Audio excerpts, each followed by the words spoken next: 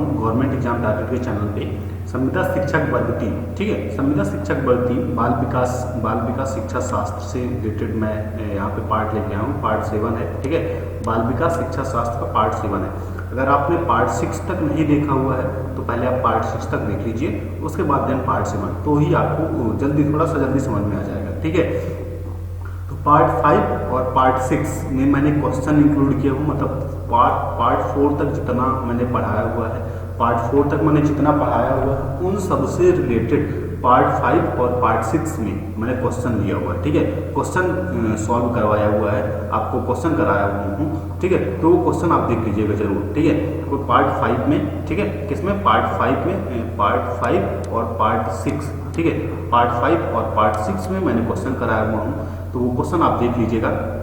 ठीक है, आज का कॉन्सेप्ट है, ठीक है, कॉन्सेप्ट बेस में कौन सा, पियाजे, जीन पियाजे, पावलोव, ठीक है, पावलोव, कोहलबर्ग और थॉर्नडाइक के बारे में। ठीक है, जीन पियाजे, पावलोव, कोहलबर्ग और थॉर्नडाइक के बारे में। ठीक है, इस पार्ट में मैं केवल 2 साइंटिस्ट के बारे में बताऊंगा, 2 मनोवैज्ञानिक के बारे में बताऊंगा। उसके बाद अगले पार्ट में दो मनोवैज्ञानिक के बारे में बताऊंगा। ठीक है, तो ये पार्ट 7 है। ठीक है, पार्ट 6 तक अगर आपने देखा तो पार्ट 6 तक आप देख लीजिए। ठीक है, उसके बाद देन पार्ट 7 पे आइएगा। ठीक है, तो ज़्यादा बेहतर समझ में आएगा आपको। ठीक है, चैनल पे अगर आप नए हैं तो प्लीज़ चैनल को सब्सक्राइब कर लीजिएगा, नोटिफिकेशन बेल पे क्लिक कर लीजिएगा जिससे आपको नोटिफिकेशन मिलता रहे। ठीक है, और सेशन अगर पसंद आता है तो लाइक करना बिल्कुल न भूलें, दोस्तों तक अपने शेयर करिए जिससे इस वीडियो को जो नॉलेज है उनको भी मिल सके। ठीक है, तो आज हम बात करेंगे जीन पियाजे और पावलोव के बारे में। ठीक है, मतलब 2 मनोवैज्ञानिक के बारे में बात करेंगे। ये क्या है, मनोवैज्ञानिक है, 2 मनोवैज्ञानिक के बारे में हम बात करेंगे। उसके बाद सेकंड 2 जो मनोवैज्ञानिक हैं उनके बारे में अगले हम पार्ट में डिस्कस करेंगे। ठीक है, उसके बाद इससे रिलेटेड कितने क्वेश्चन बन सकते हैं। ठीक है, उसके बाद इससे रिलेटेड कितने क्वेश्चन बन सकते हैं वो हम नेक्स्ट पार्ट में कवर करेंगे। ठीक है, तो पहले कॉन्सेप्ट के बेस में, उसके बाद क्या करेंगे, हम पहले कॉन्सेप्ट सीखते हैं, कॉन्सेप्ट के बेस तुरंत बाद, ठीक है, उसके क्वेश्चन हम सॉल्व करते हैं। ठीक है, तो इससे क्या होता है, कॉन्सेप्ट आपका और मजबूत हो जाता है। ठीक है, तो आज चलिए स्टार्ट करते हैं जीन पियाजे के बारे में, पियाजे, पावलोव, कोहलबर्ग एवं थॉर्नडाइक। ठीक है, तो आज स्टार्ट करते हैं हम जीन पियाजे। ठीक है, जीन पियाजे का क्या सिद्धांत है। ठीक है, याद रखिएगा जीन पियाजे का क्या सिद्धांत है। जीन पियाजे कभी पूछ देता है कि जीन पियाजे कहाँ से बिलोंग करते हैं। ठीक है, जीन पियाजे कहाँ के साइंटिस्ट है, कहाँ के मनोवैज्ञानिक है, तो जीन पियाजे स्विट्जरलैंड के मनोवैज्ञानिक है। याद रखिएगा जीन पियाजे, पहली बात तो ये याद रखिएगा, जीन पियाजे हैं कौन, जीन पियाजे मनोवैज्ञानिक है। ठीक है, जीन पियाजे कौन है, मनोवैज्ञानिक है, कहाँ के हैं, स्विट्जरलैंड के हैं। ठीक है, तो पहले ये बातें कॉन्सेप्ट में आप अपने रखिएगा कि जीन पियाजे स्विट्जरलैंड के मनोवैज्ञानिक है। ठीक है, स्विट्जरलैंड के क्या है, मनोवैज्ञानिक है।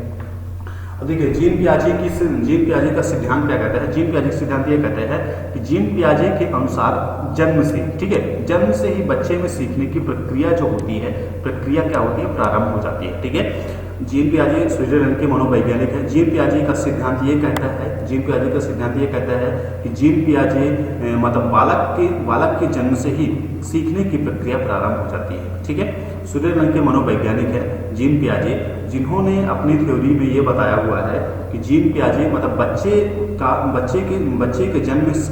के जन्म से ही सीखने की जो प्रक्रिया होती है वो प्रारंभ हो जाती है। जैसे किसी भी वस्तु को देखना, ठीक है, किसी भी वस्तु को या देखना, पकड़ने का प्रयास करना या चूसना। ठीक है, किसी भी वस्तु को देखना, ठीक है, जैसे कोई भी वस्तु रखी हुई है उसके सामने तो उस वस्तु को देखना या पकड़ने का उसको प्रयास करना या चूसना। ठीक है, कोई भी चीज दे दी तो उसको मुंह में डाल लेता है। ठीक है, कोई भी चीज अगर दे दी जाती है तो उसको डायरेक्टली वो मुंह में डाल लेता है। ठीक है, तो सिद्धांत क्या कहता है, जीन पियाजे मनोवैज्ञानिक है, उनका सिद्धांत ये कहता है कि बच्चे के जन्म से ही सीखने की प्रक्रिया प्रारंभ हो जाती है।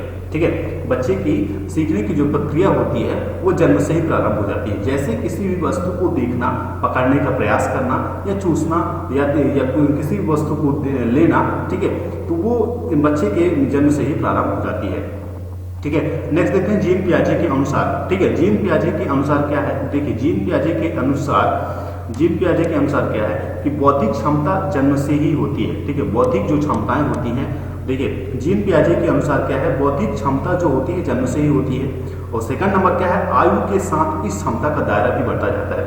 बौद्धिक जो क्षमताएं होती हैं वो जन्म से ही हो जाती हैं, ठीक है। मतलब मानसिक जो क्षमताएं होती है, जो सोचने विचारने की जो क्षमताएं होती हैं, वो जन्म से ही प्रारंभ हो जाती हैं जीन पियाजे के अनुसार, ठीक है। जीन पियाजे के अनुसार बौद्धिक जो क्षमताएं होती हैं वो जन्म से ही स्टार्ट हो जाती हैं, प्रारंभ हो जाती हैं, और आयु के साथ इस क्षमता का जो दायरा होता है वो भी बढ़ता जाता है, ठीक है। सेकंड नंबर क्या कहते हैं, सेकंड नंबर जीन पियाजे जी कह रहे हैं कि आयु के साथ इस क्षमता का जो दायरा होता है, ठीक है, इस क्षमता मतलब सोच से समझने की जो क्षमता होती है उसका दायरा भी बढ़ जाता है। जैसे जैसे उम्र बढ़ती है बच्चों की, जैसे जैसे उम्र बढ़ती है, पहले बच्चा छोटा रहता है, फिर बच्चा थोड़ा बड़ा होता है, फिर थोड़ा और बड़ा होता है, ठीक है।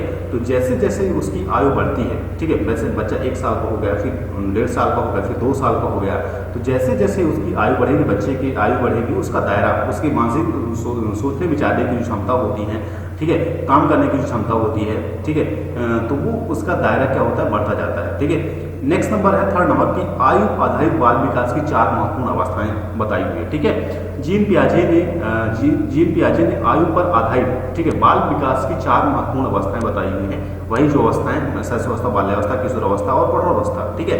तो जीन पियाजे ने आयु पर आधारित, ठीक है, याद रखिएगा, जीन पियाजे ने आयु पर आधारित 4 महत्वपूर्ण अवस्थाएं बताई हुई हैं। कौन कौन सी? आपकी शैशवावस्था, बाल्यावस्था, किशोर अवस्था और प्रौढ़ावस्था, 4 अवस्थाएं इंपॉर्टेंट उन्होंने बताया हुआ है, ठीक है। नेक्स्ट बात करते हैं जीन पियाजे के अनुसार, जीन पियाजे निर्माण और खोज, ठीक है। जीन पियाजे के अनुसार निर्माण और खोज, याद रखिएगा, निर्माण और खोज। देखिए, पियाजे के अनुसार ज्ञानात्मक जो विकास होता है, ठीक है, पियाजे के अनुसार ज्ञानात्मक विकास केवल नकल ना होकर, ठीक है, केवल नकल ना होकर खोज पर आधारित है। किस पर आधारित है? खोज पर आधारित, ठीक है। पियाजे के अनुसार, जीन पियाजे के अनुसार ज्ञानात्मक जो विकास होता है, याद रखिएगा, ज्ञानात्मक जो विकास होता है, जीन पियाजे के अनुसार ज्ञानात्मक जो विकास होता है केवल नकल ना होकर, ज्ञानात्मक जो विकास होता है, ठीक है, जो ज्ञान होता है, ठीक है, जो ज्ञान होता है उसका विकास केवल नकल ना होकर, ठीक है, कॉपी ना होकर खोज पर आधारित होता है, ठीक है, खोज पर आधारित, जिसमें बच्चे नए नए विचारों और व्यवहारों की खोज, नए विचारों और व्यवहारों का खोज और निर्माण करते रहते हैं, ठीक है। क्या करते हैं? नए नए विचारों और व्यवहारों की खोज का निर्माण करते रहते हैं, ठीक है। जीन पियाजे के अनुसार ज्ञानात्मक विकास, ठीक है, क्वेश्चन ये पूछ सकता है कि किसके अनुसार, ठीक है, किसके अनुसार केवल नकल न होकर खोज पर आधारित है? किसके अनुसार विकास, ठीक है, किसके अनुसार विकास केवल नकल न होकर खोज पर आधारित है, या ज्ञानात्मक विकास केवल नकल न होकर खोज पर आधारित है? क्वेश्चन ये पूछ सकता है, आप क्वेश्चन समझिएगा कि किसके अनुसार ज्ञानात्मक विकास केवल नकल न होकर खोज पर आधारित है, तो आपको बताना जीन पियाजे के अनुसार, ठीक है। किसके अनुसार? जीन पियाजे के अनुसार। जीन पियाजे के अनुसार ज्ञानात्मक जो विकास होता है केवल नकल न होकर खोज पर आधारित है, जिसमें क्या करते हैं बच्चे, जिसमें क्या होते हैं बच्चे जो होते हैं नए विचारों और व्यवहारों, ठीक है, जिसमें बच्चे नए विचारों और व्यवहारों की खोज के निर्माण, नए विचारों और व्यवहारों को खोज का निर्माण करते रहते हैं, ठीक है, जिसमें बच्चे क्या करते हैं नए विचारों और व्यवहारों खोज का निर्माण करते रहते हैं, ठीक है। नेक्स्ट नंबर देखते हैं कार्य क्रिया का अर्जन, ठीक है। जीन पियाजे के अनुसार ही कार्य क्रिया का अर्जन, देखिए पियाजे का विचार है कि जब तक बालक किशोरावस्था तक नहीं पहुंचता है, ठीक है, जीन कार्य क्रिया का अर्जन, ठीक है। नेक्स्ट नंबर है आपका कार्य क्रिया का अर्जन। तो देखिए जब तक बालक क्या होता है, जब तक बालक होता है किशोरावस्था तक नहीं पहुंचता है, किशोरावस्था तक नहीं पहुंचता है, तब तक वह भिन्न भिन्न विकास की अवस्थाएं, भिन्न भिन्न क्रियाओं को अर्जन करते रहता है, ठीक है। याद रखिएगा जीन पियाजे के अनुसार, जीन पियाजे साहब क्या कहते हैं, मनोवैज्ञानिक साइंटिस्ट स्विट्जरलैंड के मनोवैज्ञानिक हैं, उन्होंने बताया हुआ है कि जब तक बालक किशोरावस्था में नहीं पहुंचता तब तक वह भिन्न भिन्न विकास की अवस्थाएं में भिन्न भिन्न क्रियाओं का अर्जन करते रहता है। मतलब जैसे जैसे बड़ा होता है किशोरावस्था तक जब तक नहीं पहुंचता तब तक बहुत सारी चीज़ों को वो सीखता है, ठीक है, बहुत सारी चीज़ों को विभिन्न तरीके से सीखता है, भिन्न भिन्न क्रियाओं का अर्जन करता है, ठीक है। तो पियाजे क्या कहते हैं कि जब तक बालक किशोरावस्था तक नहीं पहुंच जाता तब तक वह विभिन्न क्रियाओं को करता है, ठीक है, विभिन्न अवस्थाओं से गुजरता है और उस अवस्था में विभिन्न क्रियाओं को सीखता भी है, ठीक है। नेक्स्ट नंबर देखिए अवस्थाएं और क्या विशेषताएं, ठीक है। नेक्स्ट नंबर है आपका अवस्था और विशेषता। याद रखिएगा जीन पियाजे के अनुसार की मैं बात कर रहा हूँ, जीन पियाजे की अवस्थाएं और क्या विशेषताएं, ठीक है, अवस्थाएं और क्या विशेषताएं। देखिए पहली अवस्था होती है जीन पियाजे के अनुसार, पहली अवस्था क्या होती है, इंद्रिया जनित गामक अवस्था। याद रखिएगा जीन पियाजे के अनुसार है, ठीक है, जीन पियाजे के अनुसार ये अवस्थाएं और उनकी विशेषताएं हैं, ठीक है। तो जीन पियाजे के अनुसार इंद्रिया जनित गामक अवस्था, पहली अवस्था कौन सी होती है जीन पियाजे के अनुसार, पहली अवस्था होती है इंद्रिया जनित और गामक अवस्था होती है जीन पियाजे के अनुसार, जो जन्म से 2 वर्ष तक होती है। याद रखिएगा जन्म से कितने वर्ष तक, 2 वर्ष तक होती है, ठीक है, जन्म से 2 वर्ष तक होती है। जीन पियाजे के अनुसार इंद्रिया जनित या गामक अवस्था कब से कब तक होती है, जन्म से 2 वर्ष तक की अवस्था होती है, उसको बोलते हैं इंद्रिया जनित गामक अवस्था। किन्होंने कहा है, जीन पियाजे, स्विट्जरलैंड के मनोवैज्ञानिक, ठीक है, स्विट्जरलैंड के मनोवैज्ञानिक जीन पियाजे ने कहा है कि इंद्रिया जनित जो गामक अवस्था जो होती है वो जन्म से 2 वर्ष तक होती है। विशेषताएं इसकी देख लेते हैं। देखिए विशेषताएं इसकी क्या है, मानसिक क्रियाएं, ठीक है, मानसिक क्रियाएं मनोयोगात्मक इंद्रिया जनित गामक क्रियाओं के रूप में संपन्न होती हैं। जो मानसिक क्रियाएं होती हैं, याद रखिए जो मानसिक क्रियाएं होती हैं जीन पियाजे के अनुसार क्या बोला है, इनकी विशेषताएं, इंद्रिया जनित की क्या विशेषताएं होती हैं, इंद्रिया जनित की विशेषताएं ये होती हैं कि मानसिक क्रियाएं मनोयोगात्मक इंद्रिया जनित गामक क्रियाओं के रूप में संपन्न होती हैं, ठीक है। मानसिक जो क्रिया होती है वो क्या होती है, मनोयोगात्मक इंद्रिया जनित गामक क्रियाओं के रूप में क्या होती है, संपन्न होती है। जैसे भूख लगने पर बालक क्या करता है, जैसे भूख लगने पर बालक रोकर उसे व्यक्त करता है, ठीक है। बच्चा जैसे क्या करते हैं, जीन पियाजे साहब कहते हैं कि इंद्रिया जनित वो अवस्था होती है जो जन्म से 2 वर्ष तक की होती है, ठीक है, जो जन्म से कब तक होती है, 2 वर्ष तक की होती है, ठीक है। इंद्रिया जनित जो अवस्था होती है जो जन्म से 2 वर्ष तक की होती है, जैसे उसमें इंद्रिया जनित मनोयोगात्मक और इंद्रिया जनित गामक अवस्थाएं, ठीक है, इंद्रिया जनित और गामक अवस्था, मनोयोगात्मक जो अवस्था होती है उसमें बच्चा क्या करता है, भूख लगने पर बच्चा रोकर व्यक्त करता है तथा जिन वस्तुओं को प्रत्यक्ष देखता है उनके लिए उसी का अस्तित्व होता है, ठीक है। तो पियाजे के अनुसार की इंद्रिया जनित की विशेषताएं क्या होती हैं, इंद्रिया जनित की विशेषताएं ये होती हैं कि बच्चा भूख लगने पर रोता है, ठीक है। बच्चा एग्जाम्पल में अगर हम बात करें तो मनोयोगात्मक इंद्रिया जनित गामक क्रियाओं के रूप में संपन्न होती हैं, ठीक है, जिसमें क्या होता है कि बच्चा भूख लगने पर क्या करता है, रोता है, ठीक है, बच्चा भूख लगने पर क्या करता है, रोता है तथा जिन वस्तुओं को प्रत्यक्ष देखता है, जिन वस्तुओं को वो देखता है, ठीक है, उसी का उसका अस्तित्व होता है, ठीक है, उसी के बारे में वो सोचता है और मांगता है, ठीक है, रोता है उसके लिए, ठीक है।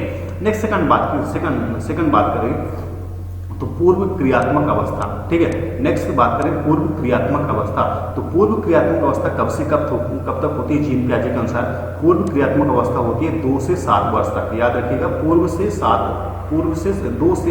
2 वर्ष से लेकर 7 वर्ष तक होती है पूर्व क्रियात्मक अवस्था जीन पियाजे के अनुसार। जीन पियाजे के अनुसार पूर्व क्रियात्मक जो अवस्था होती है वो होती है 2 से 7 वर्ष तक, ठीक है।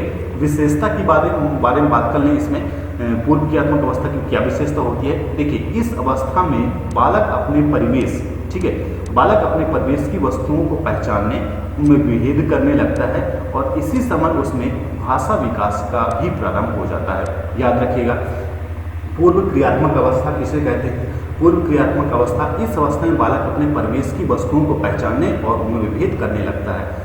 मतलब क्या कि इस अवस्था में पहले तो पूर्व क्रियात्मक अवस्था के बारे में याद रखिएगा 2 से 7 वर्ष तक की होती है, इसका वर्ष जरूर याद रखिएगा, ठीक है, क्योंकि पूछ सकता है कि जीन पियाजे के अनुसार पूर्व क्रियात्मक अवस्था कब से कब तक होती है, ठीक है, ऐसा पूछ सकता है, या डायरेक्टली ऐसा पूछ सकता है कि पूर्व क्रियात्मक अवस्था कब से कब तक होती है, ठीक है। अब आपको मनोवैज्ञानिक का नाम पूछ ले, ठीक है, इसमें पूछ सकता है कि पूर्व क्रियात्मक अवस्था किसके अनुसार, पूर्व क्रियात्मक अवस्था 2 से 7 वर्ष किसके अनुसार होती है, 2 से 7 वर्ष होती है जीन पियाजे के अनुसार, जो स्विट्जरलैंड के मनोवैज्ञानिक है, ठीक है। या फिर ऐसा पूछ सकता है कि पूर्व क्रियात्मक अवस्था कब से कब तक होती है, ठीक है, पूर्व क्रियात्मक अवस्था कब से कब तक होती है, तो उसमें आपको बताना है कि 2 से 7 वर्ष तक की पूर्व क्रियात्मक अवस्था होती है, ठीक है।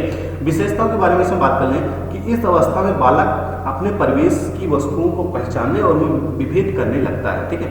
इस अवस्था में क्या होता है, बालक अपने परिवेश की वस्तुओं को पहचानने और उनमें विभेद करने लगता है, ठीक है। मतलब विभेद मतलब क्या कि उनके बारे में जानने की कोशिश करने लगता है, ठीक है, विभेद करने लगता है, उन्हें उन्हें अलग करने की कोशिश करने लगता है, जैसे कुछ चीज़ों को छांटना, जैसे उसे कुछ चीज़ें दे दिया जाता है, जैसे खिलौने दे दिया जाए, जैसे उसे खिलौने दे दिया जाए या कुछ और चीज़ें दे दी जाए, खाने की चीज़ें दे दी जाए, तो उनमें विभेद करने लगता है कि ये खेलने के लिए है और ये खाने के लिए, ठीक है। तो बालक अपने परिवेश की वस्तुओं को पहचानने लगता है, ठीक है। 2 से 7 वर्ष की अवस्था पूर्व क्रियात्मक अवस्था बोली जाती है। उस अवस्था में बालक क्या करता है, अपने परिवेश की वस्तुओं को पहचानने और उनमें विभेदन करने की क्षमता उसमें आ जाती है। इस समय उसमें भाषा का विकास भी प्रारंभ हो जाता है, याद रखिएगा। और इसी समय बालक में भाषा का विकास भी प्रारंभ हो जाता है, ठीक है। पूर्व क्रियात्मक अवस्था में ही बालक में भाषा का जो विकास होता है वो प्रारंभ हो जाता है। पूर्व क्रियात्मक अवस्था में ही बालक का जो विकास है, बालक का भाषा का जो विकास है वो प्रारंभ हो जाता है, ठीक है। नेक्स्ट नंबर देखिए, नेक्स्ट थर्ड नंबर देखिए, मूर्त क्रियात्मक अवस्था जीन पियाजे के अनुसार है मूर्त क्रियात्मक अवस्था। थर्ड नंबर है आपका मूर्त क्रियात्मक अवस्था। 4 अवस्थाएं होती हैं जीन पियाजे के अनुसार, ठीक है। पहला तो इंद्रियजनित गामक अवस्था, ठीक है, पहला इंद्रियजनित गामक अवस्था, ठीक है। सेकंड नंबर आपका पूर्व क्रियात्मक अवस्था, ठीक है। और नेक्स्ट थर्ड नंबर आपका देखिए मूर्त क्रियात्मक अवस्था जो 7 से 11 वर्ष तक होती है, याद रखिए 7 से 11 वर्ष तक होती है मूर्त क्रियात्मक अवस्था, ठीक है।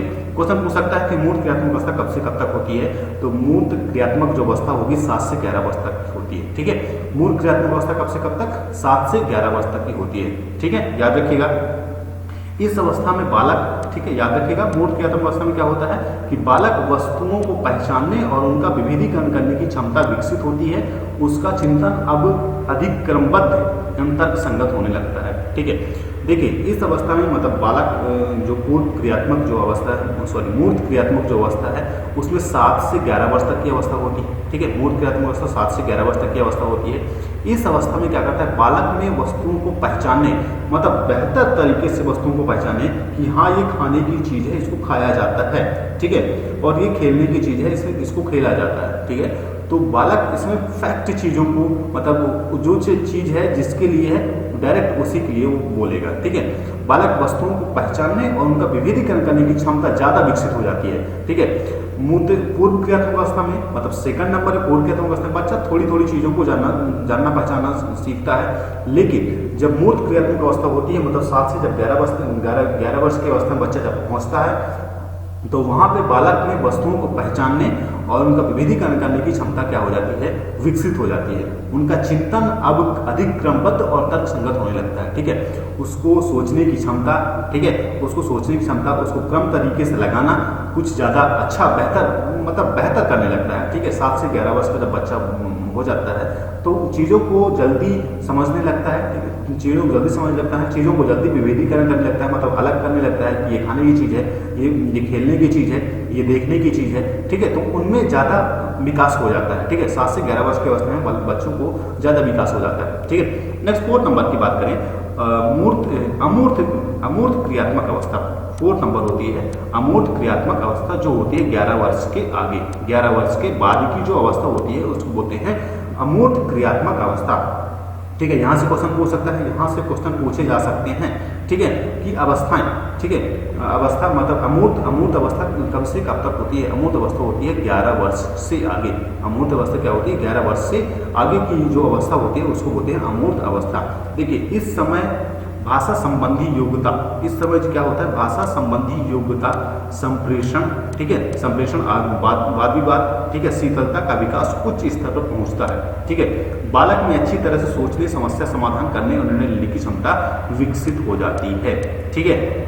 याद रखिएगा अमूर्त अवस्था में जो 11 वर्ष के बाद होती है, मतलब 11 वर्ष के बाद जो अमूर्त अवस्था होती है, 11 वर्ष के बाद जो अवस्था होती है उसको जीन पियाजे के अनुसार अमूर्त अवस्था बोला जाता है, ठीक है। जीन पियाजे के अनुसार क्या बोलते हैं, अमूर्त अवस्था बोलते हैं। इस समय भाषा संबंधी योग्यता, ठीक है, इस समय क्या होता है भाषा संबंधी योग्यता, संप्रेषण, मतलब भाषा संबंधी योग्यता डेवलप हो जाती है, विकसित हो जाती है। और वाद विवाद करने की क्षमता, मतलब आपकी भाषा को समझना, आपकी भाषा को समझना, दूसरों की भाषा को समझना, ठीक है, उनमें विकास कुछ स्तर का हो जाता है, ठीक है। इस समय बालक का जो विकास हो जाता है, बालक का जो विकास होता है उच्च स्तर में हो जाता है, ठीक है। और अच्छी तरह से बालक अच्छी तरह से बालक सोचने समझने लगता है। बालक जो होता है यहाँ पे अमूर्त अवस्था में बालक अच्छी तरह से सोचने समझने की क्षमता, उसमें निर्णय लेने की क्षमता, ठीक है, सोचने समझने की क्षमता और निर्णय लेने की क्षमता उसमें आ जाती है। किसमें? अमूर्त अवस्था में, जब 11 वर्ष के आगे, जब बच्चा 11 वर्ष के बाद बढ़ता, जब 11 वर्ष का हो जाता है या उससे और वर्ष हो जाते हैं, ठीक है, 12 वर्ष का हो जाता है, 13 वर्ष का हो जाता है, तब उसमें भाषा संबंधी योग्यताएं हो जाती हैं, ठीक है, लोगों की बातों को समझने, समस्या समाधान करने, निर्णय लेने की क्षमता उसमें आ जाती है, ठीक है। नेक्स्ट बात करते हैं, ठीक है, नेक्स्ट बात करते हैं अनुकूलित अनुक्रिया सिद्धांत, पावलोवियन या क्लासिकल थ्योरी, ठीक है। अनुकूलित अनुक्रिया, ठीक है, याद रखिएगा क्या, आपका अनुकूलित अनुक्रिया सिद्धांत, अनुकूलित और अनुक्रिया सिद्धांत, पावलोवियन या क्लासिकल थ्योरी, ठीक है, पावलोवियन या क्लासिकल थ्योरी, ठीक है। देखिएगा इस सिद्धांत के प्रतिपादक कौन है? इस सिद्धांत के प्रतिपादक रूसी मनोवैज्ञानिक इवान वी पावलोव, ठीक है, इवान पी पावलोव थे, ठीक है।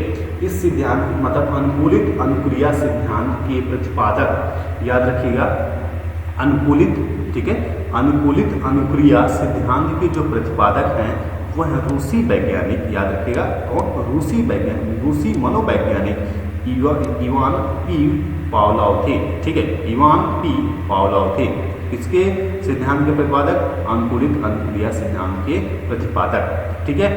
इस सिद्धांत के अनुसार, याद रखिएगा, इस सिद्धांत के अनुसार प्रत्येक व्यक्ति या जीव कुछ जन्मजात प्राकृतिक प्रवृत्तियां, प्रतिक्रियाएं, अनुक्रियाएं रखता है, ठीक है। इस सिद्धांत के अनुसार क्या करता है? प्रत्येक जो जीव होता है प्राकृतिक प्रवृत्तियां या प्रतिक्रियाएं, ठीक है, या प्रतिक्रियाएं या अनुक्रियाएं रखता है, ठीक है, क्या रखता है? अनुक्रियाएं रखता है, तथा ये प्रवृत्तियां, प्रतिक्रियाएं या अनुक्रियाएं किसी उपयुक्त प्रतिक्रिया उद्दीपन के उपस्थित होने पर प्रकट होती हैं। उपस्थित होने पर क्या होती हैं? प्रकट होती हैं। देखिए सिद्धांत क्या है इनका? सिद्धांत ये है कि प्रत्येक व्यक्ति या जीव कुछ जन्मजात प्राकृतिक प्रवृत्तियां जो होती हैं, प्राकृतिक जो प्रवृत्तियां होती हैं, प्रतिक्रियाएं जो होती हैं और प्रतिक्रियाएं या अनुक्रियाएं रखता है, ठीक है, तथा ये प्रतिक्रियाएं अनुक्रियाएं किसी उपयुक्त प्राकृतिक उद्दीपन के साथ क्या होती हैं? प्रकट होती हैं, ठीक है, किसी प्राकृतिक उद्दीपन के साथ क्या होती हैं? प्रकट होती हैं, ठीक है। जैसे किसी भी चीज को करना, ठीक है, किसी भी चीज को करना, किसी भी प्रवृत्ति में ढल जाना, ठीक है, ये इस सिद्धांत के अनुसार जो व्यक्ति और जीव जो जन्मजात प्राकृतिक प्रतिक्रियाएं या अनुक्रियाएं रखता है, ठीक है। नेक्स्ट क्या बोलते हैं कि पावलोव ने अपने प्रयोग के द्वारा क्लासिकल अनुकूलन को सिद्ध करने की कोशिश की है, ठीक है। क्वेश्चन ये पूछ सकता है कि किसने क्लासिकल अनुकूलन को सिद्ध करने की कोशिश की है? किसने अपने प्रयोग के द्वारा क्लासिकल अनुकूलन को सिद्ध करने की कोशिश की है, ठीक है। क्वेश्चन ये पूछ सकता है इसमें से आपको कि किसने अपने प्रयोग के द्वारा क्लासिकल अनुकूलन को सिद्ध करने की कोशिश की है, तो वो है इवान पी पावलोव, ठीक है, इवान पी पावलोव, रूसी मनोवैज्ञानिक। कौन है? ये रूसी मनोवैज्ञानिक है, याद रखिए कौन है? रूसी मनोवैज्ञानिक इवान पी पावलोव, ठीक है। नेक्स्ट नंबर देखिए, पावलोव ने कुछ कुत्तों को भोजन परोसा, ठीक है। एग्जाम्पल में अगर हम बात करें, उद्दीपन की अगर हम बात करें, उनके उद्दीपन की अगर हम बात करें, तो उन्होंने क्या किया? कुछ कुत्तों को भोजन परोसा, लेकिन उस समय के ठीक पहले कुत्तों के सामने बजती हुई घंटी रख दी थी, ठीक है। तो जिन्होंने खोज किया, ठीक है, खोज करने के लिए कुत्ते का जो यूज किया, ठीक है, जो अपनी थ्योरी को सिद्ध करने के लिए कुत्तों को यूज किया, वो थे रूसी वैज्ञानिक इवान पावलोव, ठीक है, इस रूसी वैज्ञानिक इवान पावलोव। क्वेश्चन यही पूछ सकता है कि कुत्तों से संबंधित कुत्तों से संबंधित सिद्धांत किसने प्रस्तुत किया? कुत्तों से संबंधित सिद्धांत किसने प्रस्तुत किया? आगे मैं क्वेश्चन जब कराऊंगा तो ये क्वेश्चन जरूर आपको मिलेगा, ठीक है, तो याद रखें, क्वेश्चन जरूर याद रखिएगा। कुत्तों से संबंधित जो सिद्धांत प्रस्तुत किया है इवान पावली, रूसी मनोवैज्ञानिक, ठीक है। तो पावलोव ने कुछ कुत्तों को भोजन परोसा, लेकिन उसके ठीक पहले उन्होंने कुत्तों के सामने बजती हुई घंटी रख दी और भोजन को देखते ही कुत्तों के प्रति उद्दीपन दृष्टिगोचर हुआ, जो स्वाभाविक था। क्या था? जो स्वाभाविक था, ठीक है। मतलब पावलोव ने क्या किया कि पहले भोजन परोसा, एक दिन उन्होंने क्या किया, भोजन जैसे कुत्तों के ऊपर पहले उन्होंने भोजन को परोसा, ठीक है, पहले उन्होंने कुत्तों के ऊपर भोजन परोसा, ठीक है, फर्स्ट डे में उन्होंने कुत्तों के ऊपर भोजन परोस दिया। उसके बाद उन्होंने क्या, एक क्लासिकल थ्योरी अपनाई, क्लासिकल थ्योरी अपनाने के बाद उन्होंने क्या किया, क्लासिकल थ्योरी उन्होंने क्या किया कि पहले उन्होंने घंटी रख दी, ठीक है, और घंटी बजने के बाद उसके बाद उन्होंने खाने को परोसा उनके सामने, ठीक है, कुत्तों के सामने खाने को परोसा। तो ये क्या हुई, एक उद्दीपन दृष्टिगोचर हुआ, मतलब उनके मन में एक भावना जागृत हुई कि हमको अब खाना मिलने वाला है, ठीक है। पहले क्या किया, पहले एक दिन तो उन्होंने खाना परोस दिया, उसके बाद उन्होंने जब दूसरे दिन खाना परोसने की बारी आई तो उसके सामने उन्होंने क्या कर रखी, घंटी, बजती हुई घंटी रख दी, ठीक है, मतलब घंटी रख दिया और घंटी को जब बजाए, ठीक है, जब घंटी को जब बजाते हैं उसके बाद उसको भोजन लेके आते हैं। तो जब नेक्स्ट डे लेके आएंगे तो कुत्तों के मन में एक भावना जागृत होती है कि अब हमको भोजन मिलने वाला है। उन्होंने क्लासिकल थ्योरी के माध्यम से ये प्रस्तुत करके बताया, ठीक है। नेक्स्ट नंबर देखिए कि अनुक्रिया सिद्धांत के अनुसार अनुकूलन के लिए निम्न 4 दशाएं हैं। कितनी दशाएं हैं? 4 दशाएं हैं, 4 महत्वपूर्ण दशाएं हैं, 4 महत्वपूर्ण दशाएं, ठीक है। अनुक्रिया सिद्धांत के अनुसार, याद रखिएगा, किसके सिद्धांत के अनुसार? अनुक्रिया सिद्धांत के अनुसार अनुकूलन के लिए 4 महत्वपूर्ण दफाएं हैं। कितनी महत्वपूर्ण दफाएं हैं? 4 महत्वपूर्ण दफाएं हैं, ठीक है। तो याद रखिएगा, फर्स्ट नंबर है आपका, देखिएगा, फर्स्ट नंबर है अप्राकृतिक उद्दीपक, याद रखिएगा, अप्राकृतिक उद्दीपक, ठीक है, प्राकृतिक उद्दीपक अनुक्रिया का एक निश्चित क्रम होना चाहिए, याद रखिएगा, अप्राकृतिक उद्दीपक, प्राकृतिक उद्दीपक व अनुक्रिया का एक निश्चित क्रम होना चाहिए। पहले क्या होगा, क्वेश्चन ये पूछ सकता है कि पहले कौन सी क्रिया की जाती है, ठीक है, पहले कौन सी क्रिया होनी चाहिए, ठीक है, पहले कौन सी क्रिया होनी चाहिए। इवान पावलोव के अनुसार पहले कौन सी क्रिया होनी चाहिए, ठीक है, प्राकृतिक उद्दीपक व अनुक्रिया का एक निश्चित क्रम होना चाहिए। पहले अप्राकृतिक उद्दीपक, उसके बाद प्राकृतिक उद्दीपक प्रस्तुत करना चाहिए और उसके बाद अनुक्रिया होनी चाहिए, ठीक है। पहले अप्राकृतिक उद्दीपक, उसके बाद प्राकृतिक उद्दीपक प्रस्तुत करना चाहिए, ठीक है, पहले क्या करना चाहिए, अप्राकृतिक उद्दीपक, उसके बाद प्राकृतिक उद्दीपक और उसके बाद अनुक्रिया होनी चाहिए। मतलब उसके बाद क्लासिकल जो क्लासिकल थ्योरी उन्होंने बताई है, क्लासिकल थ्योरी के माध्यम से उन्होंने बताया है कि पहले आप चीज़ों को रखिए, ठीक है, फिर उसके बारे में प्राकृतिक उद्दीपक प्रकट कीजिए, ठीक है, उसके बाद में प्राकृतिक उद्दीपक प्रकट कीजिए और फिर उसके बाद उसको भोजन कराने की प्रोसेस बताइए, ठीक है। ये क्या है, क्लासिकल थ्योरी के ऊपर डिपेंड करता है, ठीक है, क्लासिकल थ्योरी के ऊपर निर्भर करता है, ठीक है। तो ये फर्स्ट नंबर हो गया, पहले प्राकृतिक उद्दीपक, अप्राकृतिक उद्दीपक, फिर प्राकृतिक उद्दीपक, फिर अनुक्रिया, मतलब एक निश्चित क्रम में होना चाहिए, ठीक है, पहले अप्राकृतिक, उसके बाद प्राकृतिक और उसके बाद अनुक्रिया होनी चाहिए। नेक्स्ट सेकंड नंबर की बात करते हैं, ठीक है, नेक्स्ट सेकंड नंबर की बात करें तो सेकंड नंबर देखिए, सेकंड नंबर दिया हुआ आपका, सेकंड नंबर प्राकृतिक उद्दीपक को अप्राकृतिक उद्दीपक से, ठीक है, देखिए बोल रहा है कि प्राकृतिक जो उद्दीपक होगा, ठीक है, प्राकृतिक जो उद्दीपक होगा उसे अप्राकृतिक उद्दीपक से अधिक शक्तिशाली होना चाहिए, याद रखिएगा।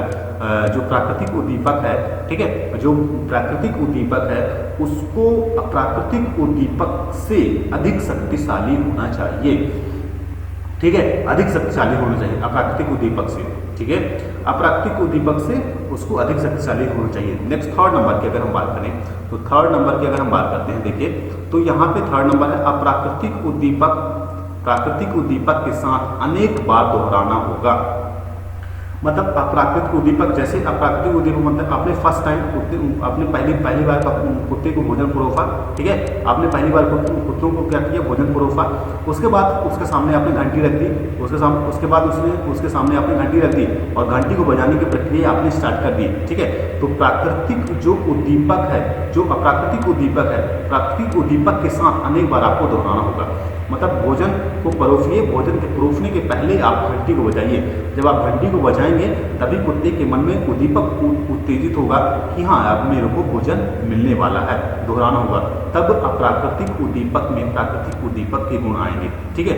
तब अप्राकृतिक उद्दीपक में प्राकृतिक के गुण आएंगे, ठीक है। नेक्स्ट नंबर देखिए, फोर्थ नंबर है अनुकूलन के समय उपयुक्त परिस्थितियां होनी चाहिए, ठीक है। अनुकूलन का जो समय, ठीक है, मतलब भोजन परोसने का जो समय है, उपयुक्त परिस्थितियां होनी चाहिए, ठीक है। क्या होनी चाहिए, उपयुक्त परिस्थितियां होनी चाहिए, ठीक है। Thank you so much. अगर सेशन आपको पसंद आता है तो लाइक करना बिल्कुल न भूलिएगा, ठीक है, लाइक करना बिल्कुल न भूलिएगा।